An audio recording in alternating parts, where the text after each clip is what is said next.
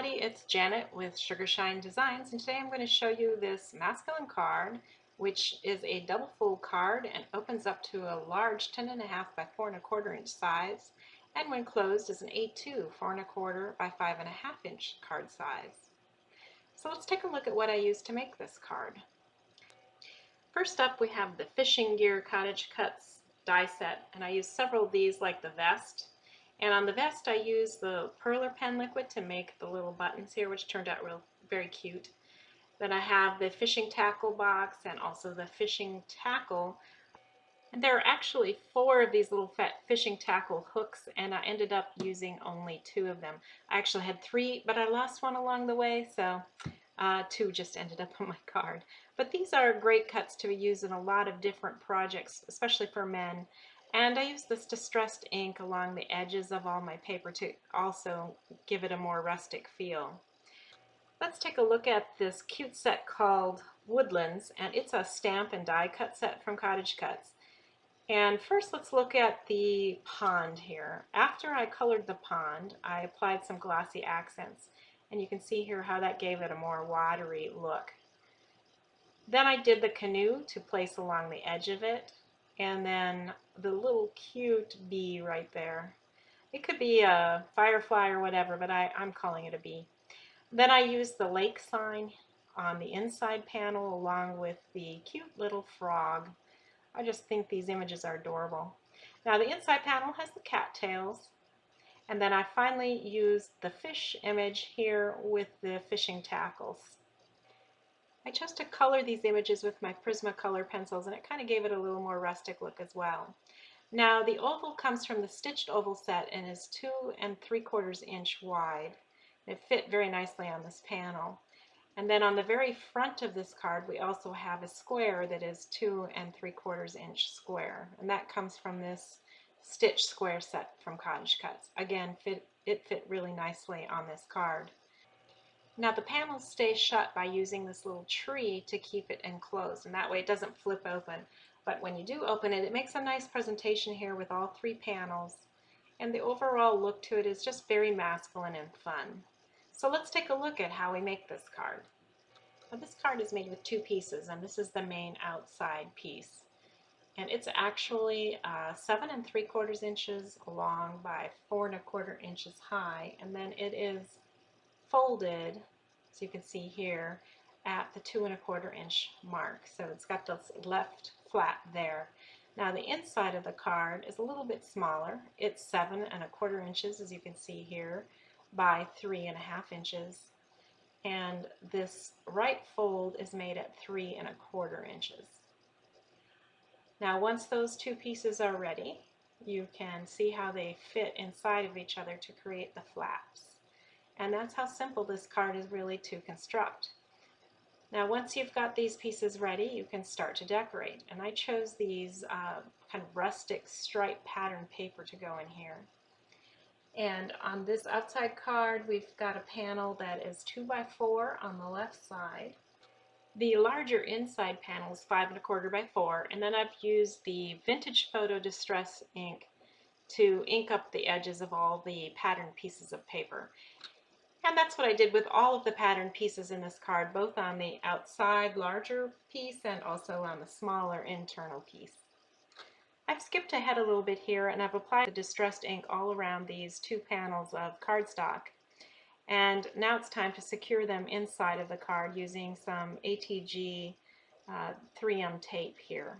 Now after this is completed on the inside, we do need to also do the outside.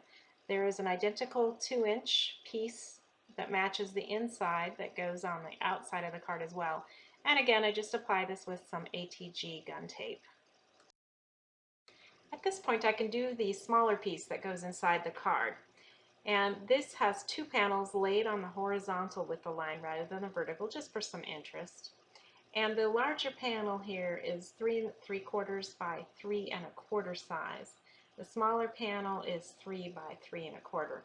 And once again, I edge these using the distressed ink to give it a little bit more rustic feel to the card. Okay, at this point I've applied the panels and it's ready to put inside the bigger card. Now what I want to do is center this inside that larger panel, and then it will flip over nicely so that I can begin to decorate it. So I think you're beginning to see that the card construction here is pretty simple, but it gives you a feeling that it's a little more complicated than that, which is always nice. So at this point, it's just a matter of getting the interior piece adhered to the larger exterior piece, and then we're ready to decorate. I'll go ahead and get this done, and then I'll be ready to decorate the front panels. So here we are, and what I've got is that square panel that I've used distressed inks to go ahead and create some clouds and sky, and below that I'm going to attach the pond. Again, I use that glossy accents on to give it some sheen. So I'll go ahead and apply that, and then we'll be ready to move on to the next step. I've secured both the cloud panel and the pond, and now it's time to add my sun. And the sun came from another set called Clouds and Sun. And so I just used the sun part here, and I kind of debated like where to put this, but in the end I decided to put it in the middle. I didn't need the full sun in this card, so I did trim it and use just a portion of it for the card. So I've skipped ahead a little bit here, and I've applied the canoe, and I'm about ready here to apply the bee. And underneath both of those I put one layer of double-sided foam tape just to give it a little bit more lift. Now what's left to do is to secure the tree to this card. And remember, the tree serves as a little bit of a ledge for that flap to fit underneath. In order to get it up higher so that the flap fits a little bit easier underneath it, I'm going to add 2 layers of double-sided foam tape to the back of the tree. And I also have to make sure that I don't put that foam tape too close to the right edge of the tree, because remember, that flap has to fit underneath.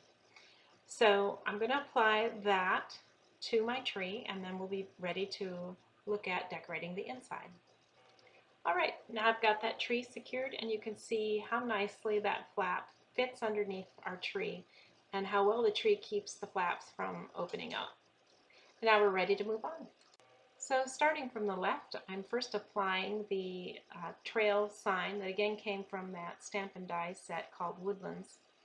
And I'm going to just adhere that with plain ATG tape, and then I'm going to put the little frog right next to it. Very cute little scene there. Next comes this stitched oval in this nice tan paper, which coordinates well, I think, with the striped pattern paper. And then inside of that I'm going to apply the little bit of grass and also my cattails. I layered up 2 pieces of the grass with the cattails to give it some more depth and dimension. So I've arranged this right panel now to include the tackle box, the tackle, the fish, and then I also have those little poofy looking things there. That was actually some leftover pieces made when I created the tree up front, and I just thought it sort of added some additional interest here. So sometimes you can recycle pieces that you think you might throw away, and I'd really encourage you not to throw anything away till you're done, because you never know, just like I discovered here.